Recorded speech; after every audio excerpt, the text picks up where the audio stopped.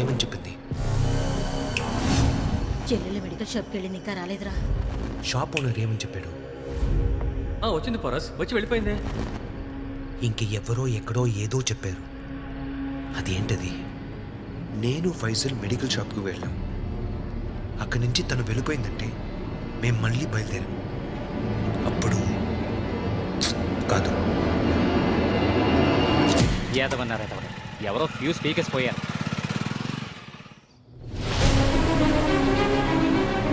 Dwaraka medical షాప్కి వెళ్ళింది. Medical shop నుంచి బయటకు వచ్చింది. ఈ గ్యాప్లో ఎవరో ఫ్యూజ్ పీకేశారు. అప్పుడు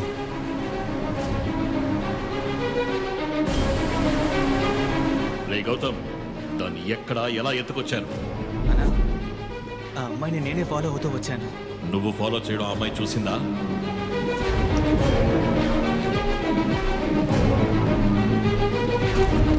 చూసిందనా? నన్ను చూసి భయపడి తను ఫాస్ట్గా నడిచింది. నేను ఆ స్ట్రీట్ చివర్లో ఆగి ఈశ్వర్కి ఫోన్ చేసి తను వస్తున్నట్టు చెప్పాను.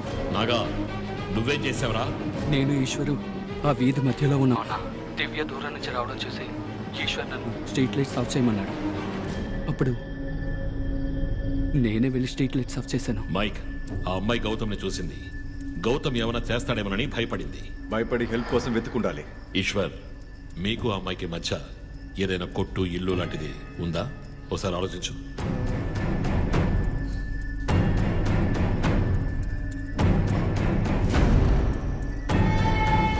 ఒక మెడికల్ షాప్ ఉంది. అయితే అది అక్కడికే వెళ్ళుంటుంది. అక్కడికి వెళితే ఏదైనా క్లూ దొరకొచ్చని వాడు అక్కడికి వెళ్ళుంటే? అక్కడున్న సీసీటీవీలో ఆ అమ్మాయి లోపలికి రావడం, వాడి చెల్లి బయటకు వెళ్ళడం రికార్డ్ అయింటుంది సార్. నువ్వెందుకు భయపడ్డావని తనని అడిగితే? మన తమ్ముడు పేరు చెప్తుంది సార్. నా తమ్ముడిని పట్టుకుంటే మనం దొరికిపోతాం సార్. ఆ అమ్మాయిని వాడు వెతికి కనిపెట్టేలాగా మీరు వెళ్ళి లేపేయండి.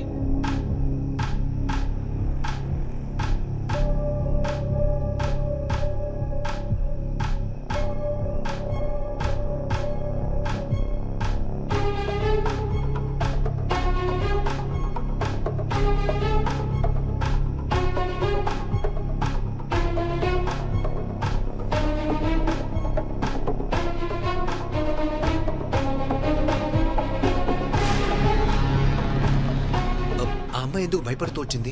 తెలీదు పరస్, నేను అడిగాను. కాసేపు ఉంటాను, నానొచ్చి తీసుకెళ్తానని చెప్పింది. ఈలోపు కస్టమర్ వస్తే మాట్లాడుతూ ఉన్నాను.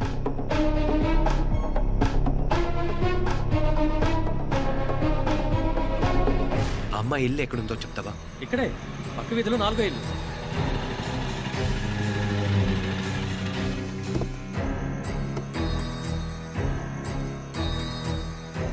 అన్నా, ఇది దివ్య వాళ్ళ ఇల్లే కదా? అవును. ఇల్లు తాళం వేసి ఉంది. తన ఎక్కడికి వెళ్ళుంటుందో తెలుసా? కోచింగ్ సెంటర్కి వెళ్ళింది. ఆ కోచింగ్ సెంటర్ ఎక్కడుందో చెప్తా. తెలీదు. పోనీ తన ఫోన్ నంబర్ అయినా తెలుసా మీకు? తెలుసు. ఇవాళ క్లాస్ బోర్. ఈరోజు బాగా లేట్ అయింది కదా. ఆ నోట్స్ మాత్రం నాకు సెండ్ చేసేవే. ఇంటికి వెళ్ళాక చేస్తాను. Okay, bye. Bye bye.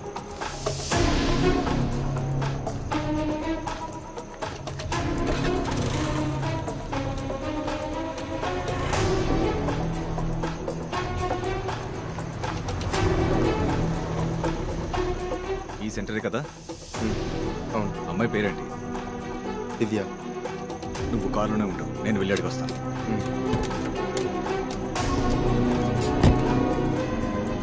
ఎవరు కావాలండి? దివ్య ఉన్నారా? ఇప్పుడే క్లాస్ అయి బయలుదేరింది. ఎంతసేపు అయింది?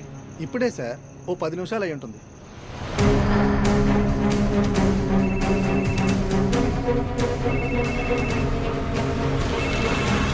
హలో హలో దివ్య. హలో. నా పేరు పోరసు. నేను చెప్పేది కొంచెం వినమ్మా. దివ్య. హలో హలో హలో హలో దివ్య, నేను చెప్పేది కొంచెం. హలో దివ్య, నేను చెప్పేది తెలుస్తుందా? హలో, మీరు ఎవరు సార్? నాకే వినపడటం లేదే. హలో దివ్య, నేను మాట్లాడేది వినిపిస్తుందా? సార్, నా మొబైల్లో బ్యాటరీ లోగా ఉంది. మీరు ఎవరు సార్ మాట్లాడేది? హలో హలో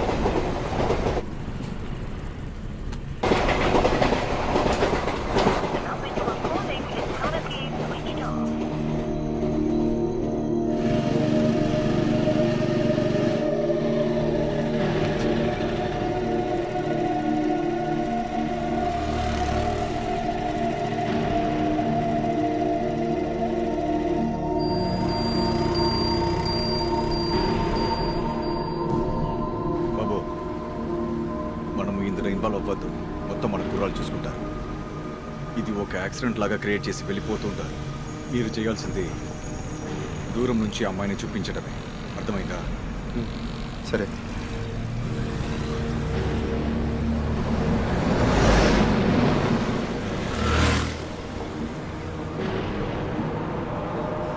అదిగో అదిగో అమ్మాయి. ఏయ్, మా కారు ముందు వెళ్తుంది ఆ అమ్మాయి. దాన్ని మిస్ చేయకుండా గుద్దిపారండి. సరేనా?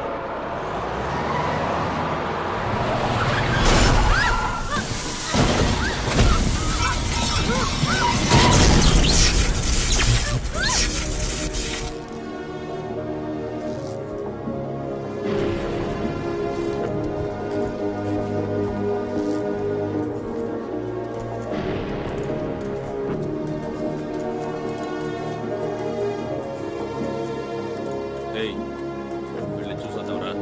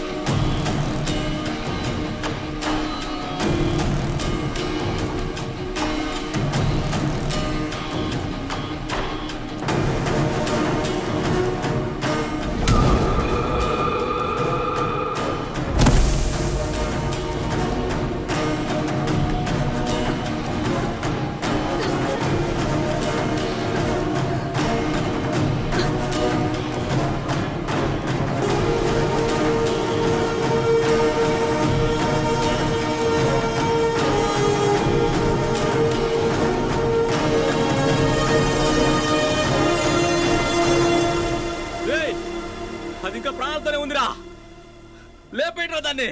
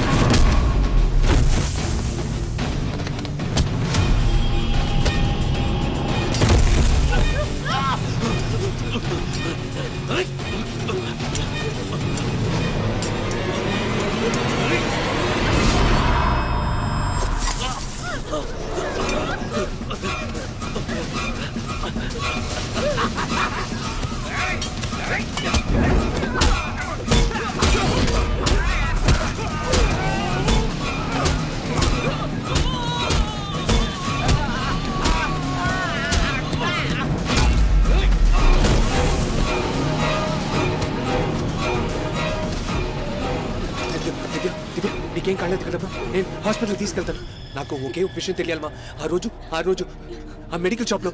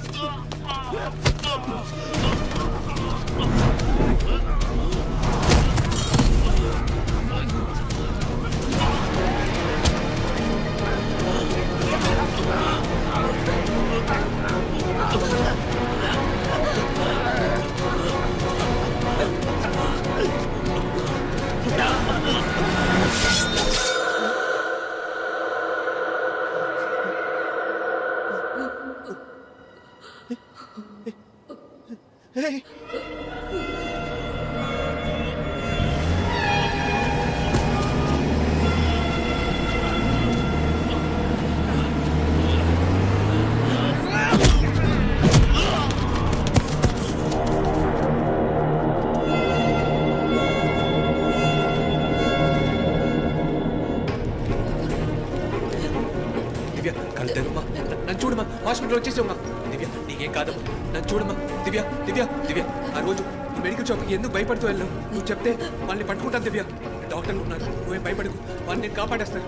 దివ్య ఊపిరి పీల్చు. దివ్య దివ్య దివ్య నీకేం కాదు దివ్య, నీకేం అవదు దివ్య.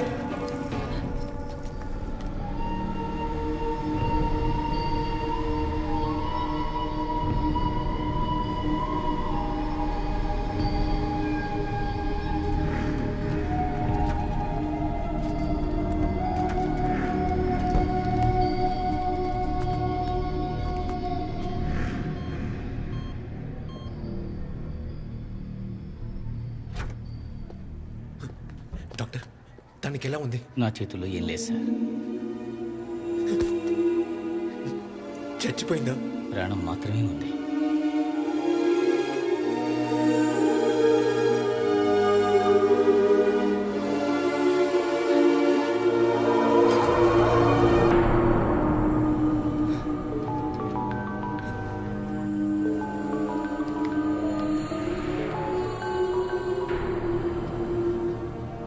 ఆ అమ్మాయి ఏదైనా చెప్పిందరా?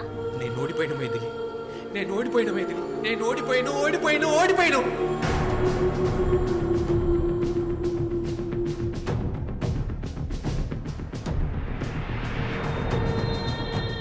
మనం గెలిచాం సార్, మనం సేఫ్. ఇక మీకు ఏ ప్రాబ్లం లేదు. ఆ అమ్మాయి నోరు విప్పలేదు, విప్పదు కూడా.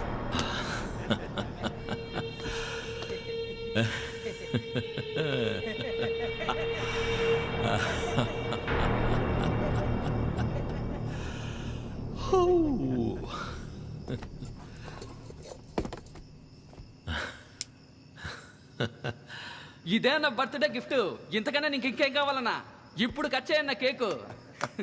Happy birthday to you. Happy birthday sir. It's the best birthday gift for you sir. Thank you Mike, thank you.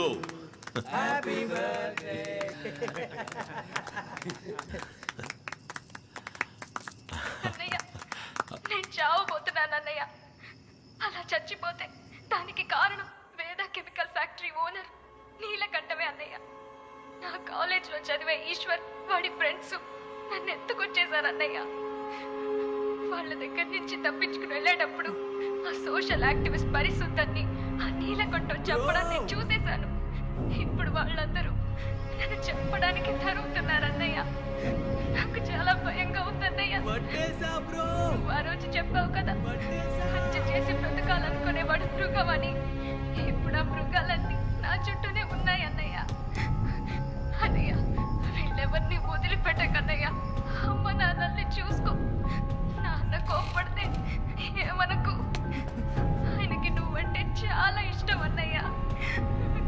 మర్చిపోకుండా అమ్మని షుగర్ టాబ్లెట్లు వేసుకోమని చెప్పన్నయ్య. మిమ్మల్ని అందరినీ వదిలేసి వెళ్ళిపోతున్నందుకు చాలా బాధగా ఉందన్నయ్య. అన్నయ్య